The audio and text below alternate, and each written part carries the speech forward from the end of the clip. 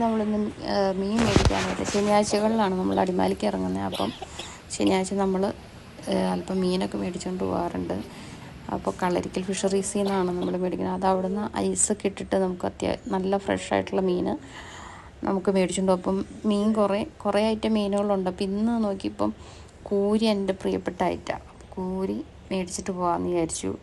കൂരി നല്ല അടിപൊളിയായിട്ട് സ്പെഷ്യലായിട്ട് വറുത്തരച്ച് വയ്ക്കുന്ന കറി നിങ്ങൾ ഉണ്ടാക്കിയിട്ടുണ്ടോ? നമുക്കൊന്ന് ട്രൈ ചെയ്ത് നോക്കിയാലോ.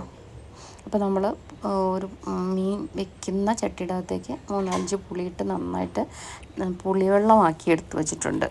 പിന്നെ നമ്മളൊരു ചീനച്ചട്ടി അടുപ്പത്ത് വെച്ചിട്ട് അതിൽ ഇത്രയും സാധനങ്ങൾ: ഇഞ്ചി, പച്ചമുളക്, ചുവന്നുള്ളി, കറിവേപ്പില, വെളുത്തുള്ളി, ഈ ഐറ്റംസ് ഒന്ന് വാട്ടിയെടുക്കും കടുകിട്ട്.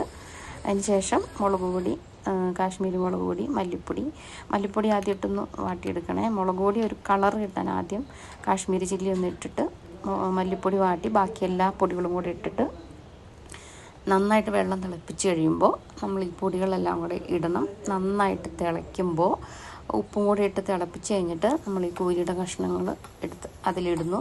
നന്നായിട്ടത് തിളച്ചതിൻ്റെ അകത്ത് കൂരിയിലേക്ക് ആ മുളക് പൊടിയൊക്കെ പിടിക്കണം.